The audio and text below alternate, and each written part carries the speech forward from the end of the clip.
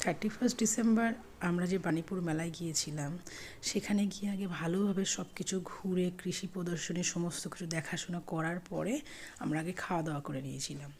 তারপরে আমরা যে বাড়ির জন্য কেনাকাটা করব, যেহেতু সেগুলো অনেক ভারী, সেই জন্য ভাবলাম একদম শেষে নিয়ে জাস্ট কিনে বেরিয়ে যাব।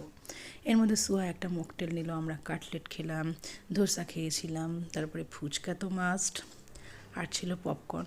এগুলো খাওয়া দাওয়া করার পরে আবার কৃষি প্রদর্শনীতে আমরা ঢুকে গিয়েছিলাম।